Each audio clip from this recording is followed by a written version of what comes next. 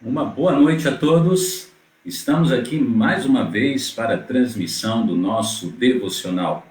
Hoje, dia 8 de junho do ano de 2020, estamos aqui para abençoar a sua vida. Eu espero que você tenha tido um bom início de semana, que você tenha tido um bom dia. Alguns com certeza estão nos seus afazeres, de trabalho, apesar do período de isolamento. Outros irmãos, passando algumas outras dificuldades por conta da pandemia, mas a verdade é que o Senhor Deus, ele tem sido maravilhoso, ele tem cuidado de nós, e temos todos os dias um encontro marcado aqui às 20 horas. Eu chamo esse momento de o nosso culto doméstico, não é verdade?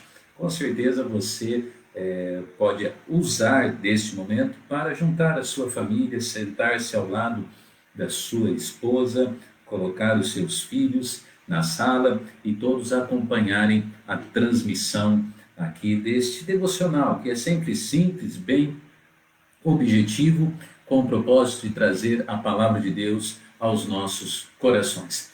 Já vejo aqui à minha direita os irmãos entrando, se conectando, deixando o seu boa noite, muitas e muitas vezes uma palavra de encorajamento, de incentivo e também de agradecimento. Na verdade, sou eu que tenho que agradecer a você por deixar-nos fazer parte de um pedacinho do seu dia, trazendo a palavra do Senhor. Use os recursos da tecnologia da melhor maneira possível. Então, temos pessoas que estão acompanhando as transmissões através dos seus smartphones, que são ferramentas muito boas, existem excelentes equipamentos que você pode assistir.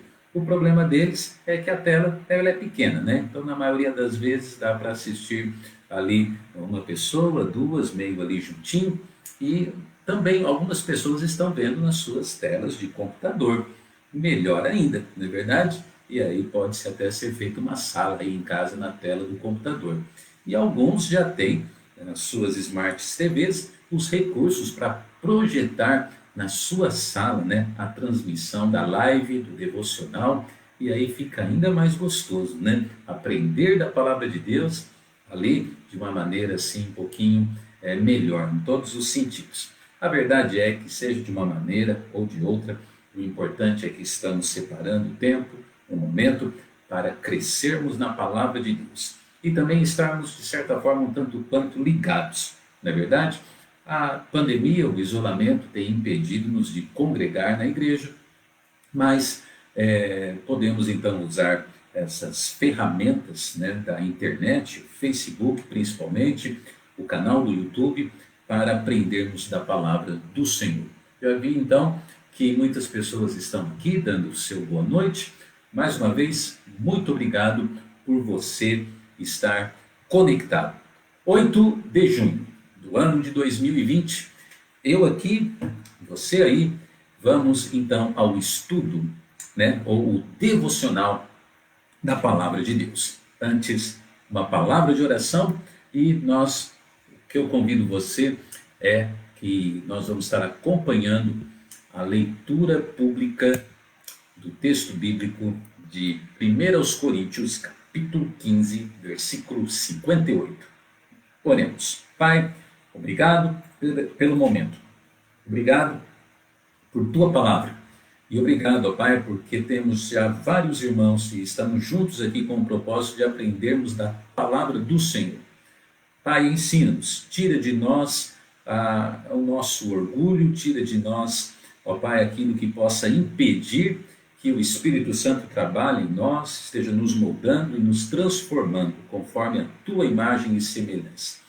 Pai, que a palavra possa ser lâmpada para os nossos pés e luz para o nosso caminho. Usa-me conforme a tua graça, em nome de Jesus. Amém.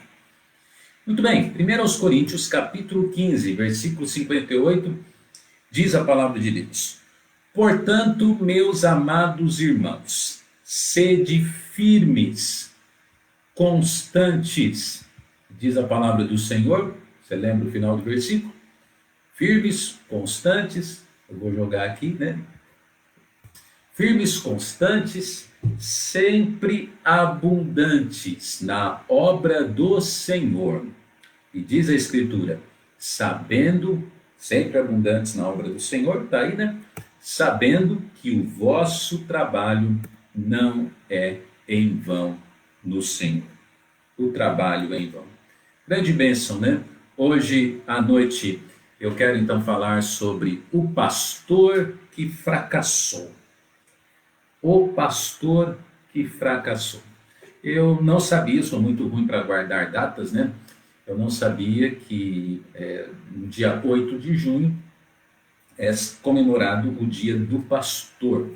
Eu louvo muito ao Senhor Deus pelo privilégio do ministério. A Bíblia fala, né? Aquele que deseja o episcopado, excelente obra almeja.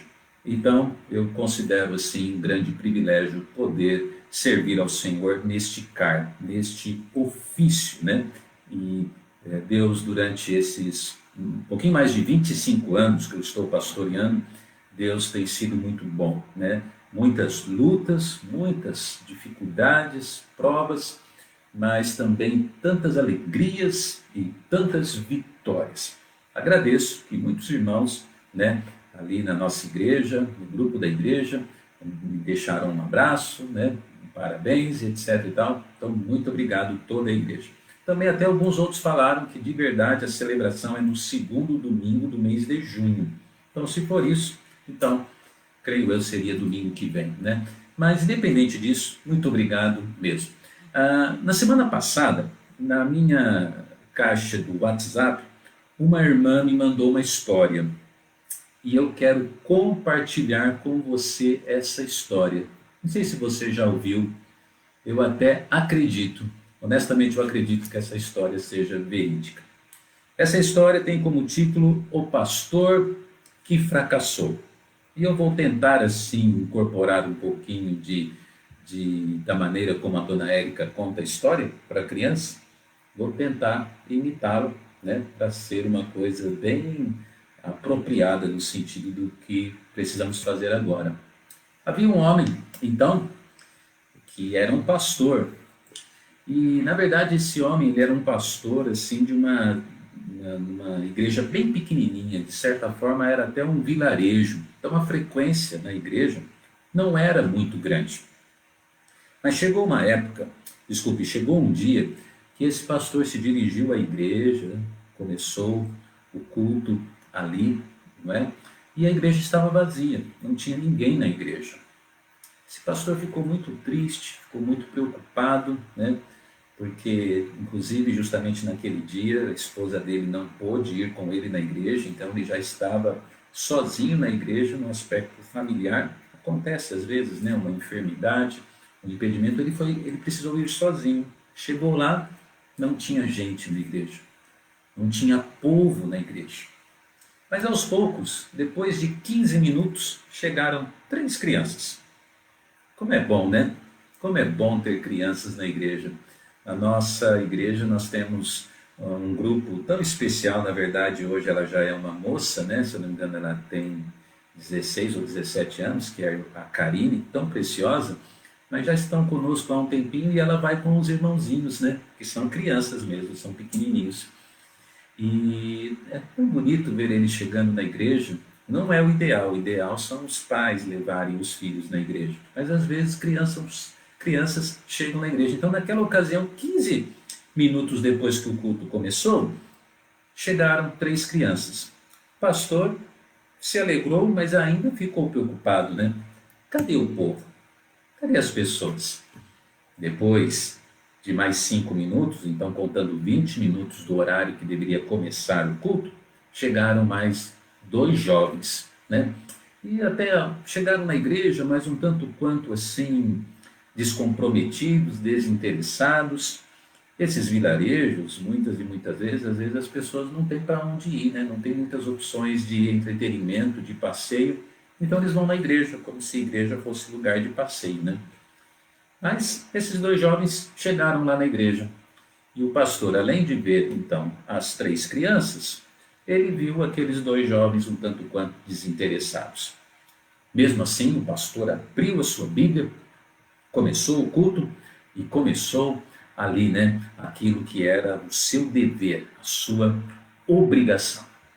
Para, assim, a sua também alegria, depois de algum tempinho, ali com o seu culto sendo desenvolvido, né, com essas 5 pessoas, de repente chega na igreja também um casal.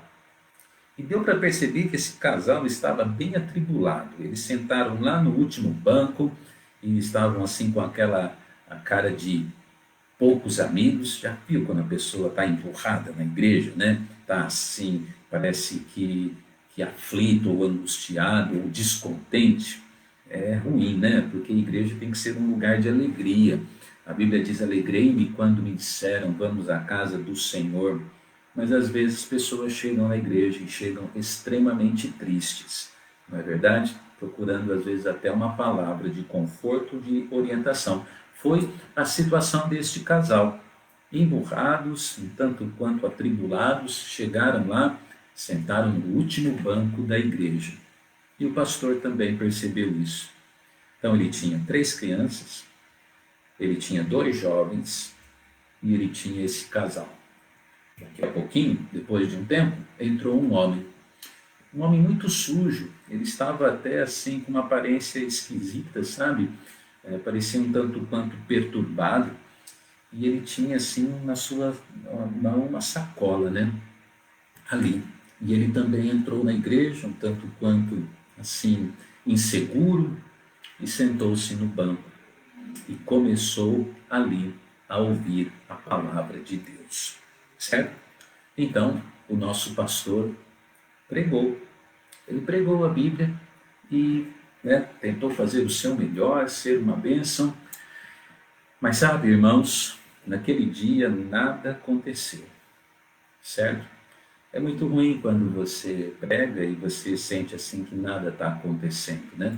Às vezes você se culpa, às vezes você acha que há algum pecado na igreja, algum problema, né? E ficamos em dúvida sobre o que é que aconteceu ou está acontecendo. Aquele pastor sentiu assim, né? Mas ele pregou a palavra do Senhor.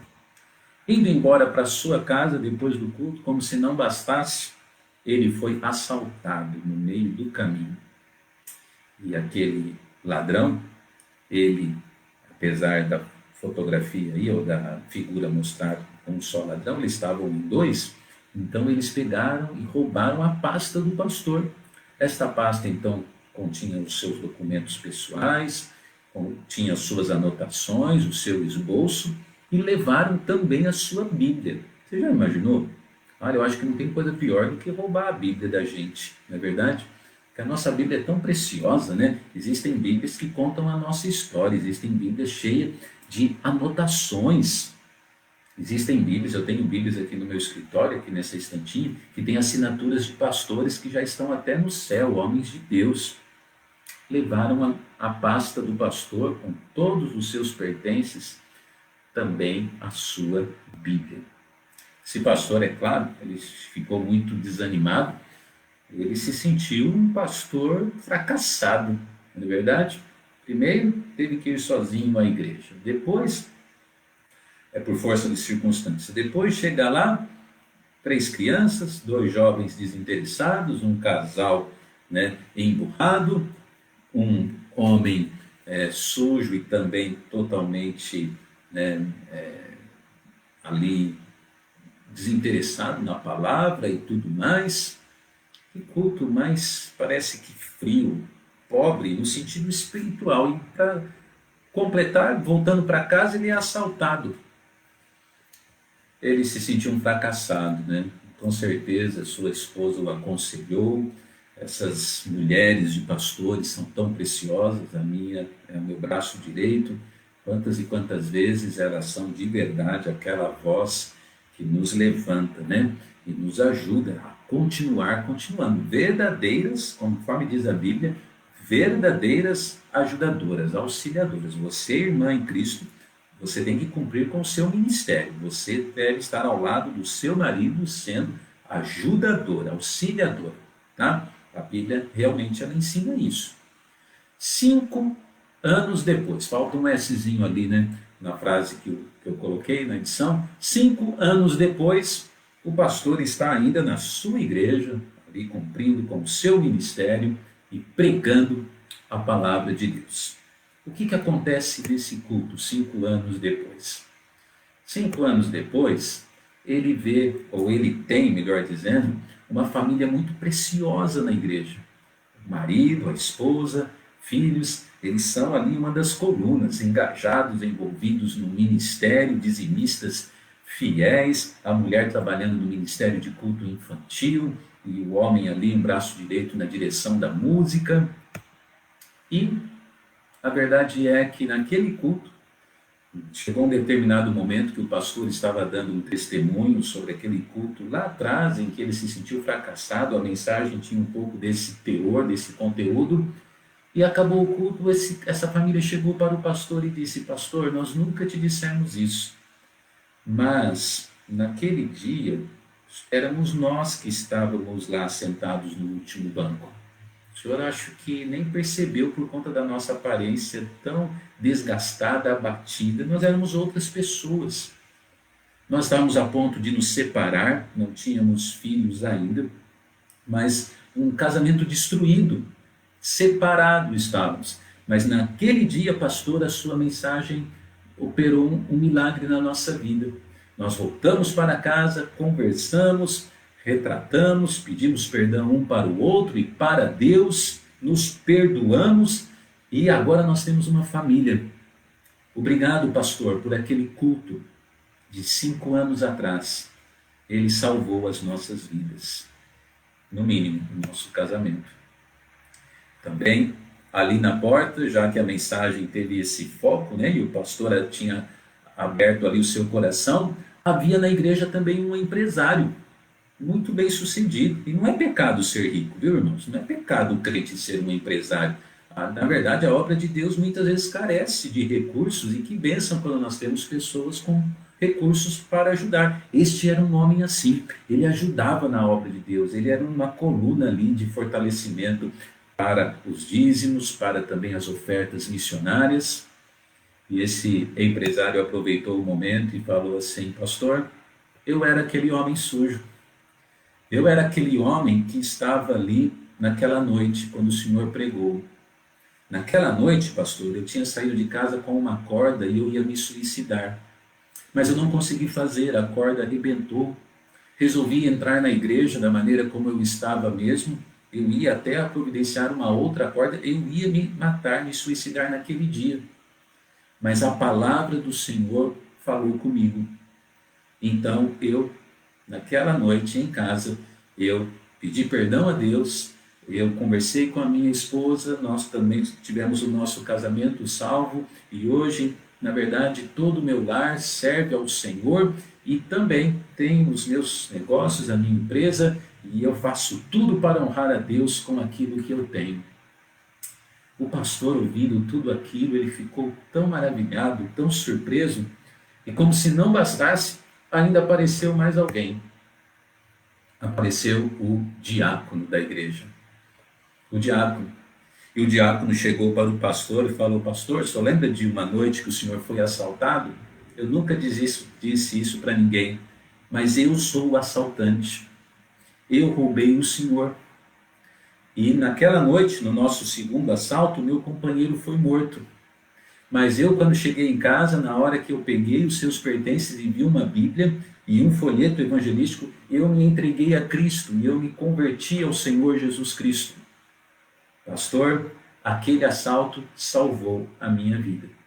Aquele homem que era um ladrão, hoje ele era o diácono do próprio pastor, o diácono da igreja, e uma bênção, um braço direito ali na obra de Deus.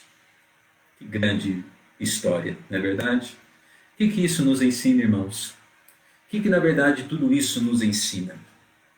Isso nos ensina aquilo que justamente a Bíblia nos fala em 1 Coríntios 15, 58. Portanto, meus amados irmãos, sede firmes e constantes. Lembra que o trabalho que está sendo sugerido aqui por Paulo nesse texto é para crentes. Meus amados irmãos. Então, se tem alguém que tem que trabalhar para o Senhor de uma maneira firme e constante, é um cristão. A gente não pode esperar que o incrédulo trabalhe para o Senhor. É o crente que trabalha para o Senhor. Então, Paulo, ele encoraja quem? Os crentes a trabalharem para o Senhor. Ele diz: sede firmes e constantes, E há uma qualidade nesse trabalho, porque fala sempre abundantes na obra do Senhor. Então, nosso trabalho não pode ser desanimador ou desanimado, não pode ser fraco, não pode ser irregular, mas ele tem que ser firme, constante e abundante. Ele realmente tem que ser de alta produtividade, mesmo que existam dias que a igreja está vazia, mesmo que tem dias que o povo está emburrado, mesmo que tem dias que as dificuldades são muito grandes, a ponto até das circunstâncias da vida, como um assalto ou um roubo, vierem até nós, firmes e constantes. E a Bíblia termina esse texto dizendo que sempre sabendo, sempre abundantes na obra do Senhor, sabendo que o vosso trabalho não é vão no Senhor. Então aquele pastor dessa história entendeu, 5 anos depois, que todo aquele trabalho daquele culto, onde tinha apenas 3 crianças, 2 jovens desinteressados, um casal emburrado no último banco, um homem sujo dentro ali da igreja, ainda por fim foi assaltado indo para casa, todo aquele trabalho fiel que ele fez naquela noite não foi em vão. E nós temos também que ter consciência, irmãos, que tem coisas que nós não vamos saber nesta vida, tem coisas que nós só vamos saber no porvir. E algumas coisas que sabemos nessa vida realmente também nos motivam. Esses dias eu estava vendo um álbum de fotos, eu peguei uma foto quando eu estava pastoreando em Franca e fazíamos culto em Ibiraci. Ibiraci é uma cidade, se não me engano, a uns 50, 60 quilômetros de Franca. Uma pista perigosíssima. Quantas vezes, ou no domingo, ou na quinta-feira, nós íamos lá e pegávamos chuva, pegávamos serra, pegávamos muito perigo na estrada. Um templo, na verdade, alugado, um salãozinho que era um bar, foi alugado. Chegávamos ali, tinha 4, 5 pessoas. E na hora que eu peguei essa foto, quem que eu vi lá? Uma criança sentada no banco. Hoje essa criança, Douglas, essa criança é o pastor Douglas. Que grande bênção, servindo ao Senhor Deus com sua família. Quando eu achei aquela foto, na hora eu bati a foto e mandei no WhatsApp dele. Falei, olha pastor, olha aqui que eu achei aqui. Então, irmãos, estou falando isso para a glória de Deus. O nosso trabalho não é vão no Senhor. O que você já fez no passado para Deus? Não é vão no Senhor. Tudo aquilo que você fez, você pode estar um tanto quanto inativo agora, de repente por conta de saúde, idade, circunstância, mas tudo que fez não é em vão no Senhor. Tudo aquilo que você agora está fazendo não é em vão no Senhor. E tudo aquilo que você pode fazer, porque nós temos que olhar para frente também, Deus quer usar sua vida, não é em vão no Senhor. Entendo também que a Bíblia também nos mostra que o nosso trabalho não envolve só o ministério pastoral. Não são só os pastores que são usados por Deus. Você, esposa, o seu trabalho como esposa, que é o seu primeiro ministério, não é em vão no Senhor. Você, mãe, o seu trabalho educando, se dedicando, disciplinando, não é em vão no Senhor, certo? Você jovem que está e quer ser, que quer servir a Deus de uma maneira certa, digna, correta, o seu trabalho não é em vão no Senhor. Nenhum trabalho que é feito para Deus será em vão no Senhor. Portanto, hoje eu falei para você sobre o pastor que fracassou. Na verdade, ele pensou que fracassou, mas não fracassou nada, muito pelo contrário. Ele foi um instrumento de Deus. Vamos permanecer firmes, constantes e sempre abundantes na obra do Senhor. Para a glória de Deus. Amém. Pai, obrigado por tudo que o Senhor nos ensinou hoje. E nos ajude, ó Pai, a estarmos envolvidos, engajados na obra. Acima de tudo com alegria, pois é um grande privilégio poder servir a Ti. E não de uma maneira, ó Pai, pobre ou inconstante, mas firme, constante e abundante. É a minha oração. Em nome de Jesus. Amém. Muito bem, obrigado por sua atenção. Amanhã, às 20 horas, estaremos de novo aqui. Você compartilhou hoje a nossa transmissão na sua página do Facebook? Você foi lá no compartilhar e compartilhou? Se não fez isso, deveria ter feito. Mas ainda pode fazer. Faça amanhã também, para que os seus amigos sejam abençoados. E agora eu termino o nosso devocional dizendo: ora, sem fé é impossível agradar a Deus. Se Deus é por nós, quem será contra nós? Amém. Uma boa noite. Deus abençoe.